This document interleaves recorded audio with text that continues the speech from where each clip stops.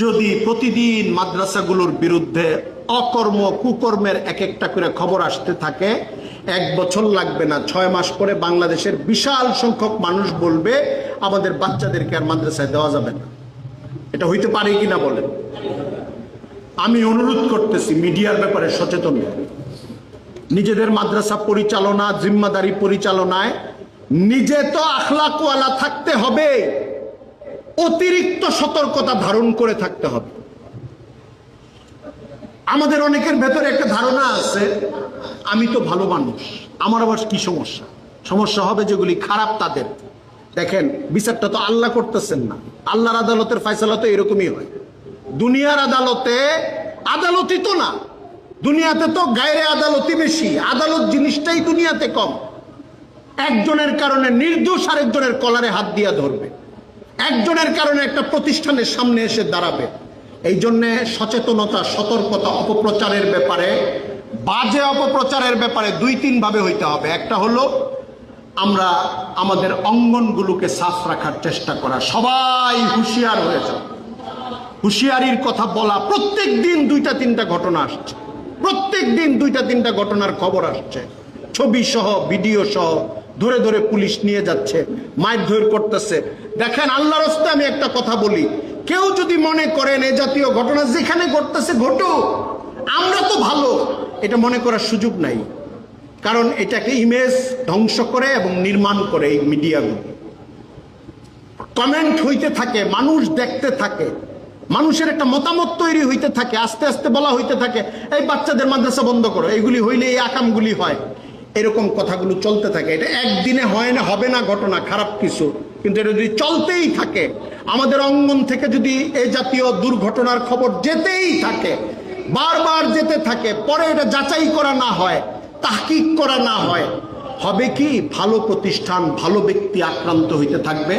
এই জন্য 2-3 রকমের সচেতনতা। একরকম হলো অঙ্গন পরিষ্কার রাখা, খুদা না খাস্তা কেউ কোনো অপরাধের সঙ্গে যুক্ত হয়ে গেলে তাকে সেভ করার চেষ্টা না করা, তাকে আল্লাহর হাওয়ালা করে পুলিশের হাতে দিয়ে দেওয়া, আইনের হাতে দিয়ে দেওয়া, প্রতিষ্ঠান ইজ্জতের চিন্তা না করা যে আমরা স্বচ্ছ।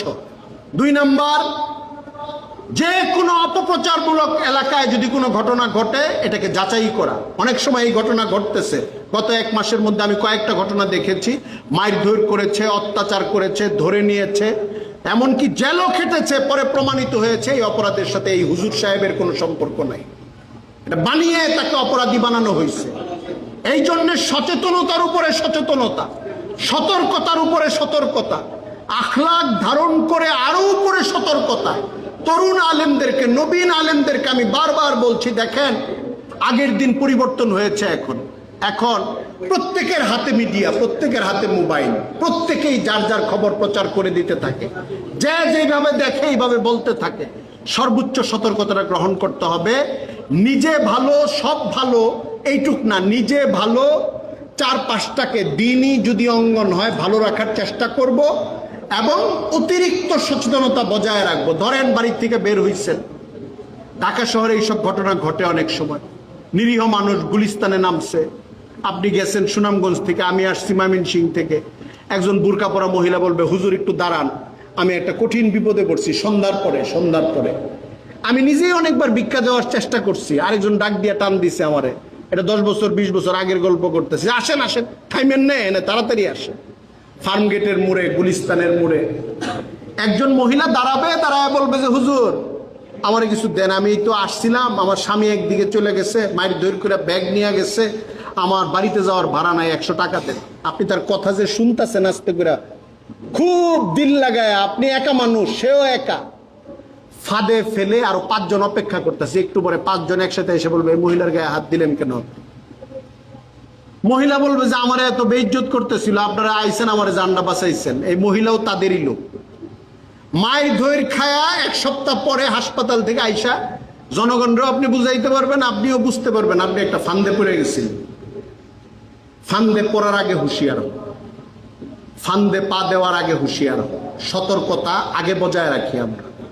এই জন্য ফান্দে পড়ার আগে হুঁশিয়ার হওয়া, এটা আমাদের জন্য এখন সময়ের দিক থেকে অনেক গুরুত্বপূর্ণ। আমার কাছে মনে হচ্ছে, আমি আশঙ্কা করি 19 2001-এর পরে জেএমবির ঘটনার পরে বিভিন্ন সময় হুজুর দেখলেই জঙ্গি বলার যে একটা প্রবণতা, মামলা দেওয়ার একটা প্রবণতা ছিল এবং গত ফেসিস্ট আমলে ছিল।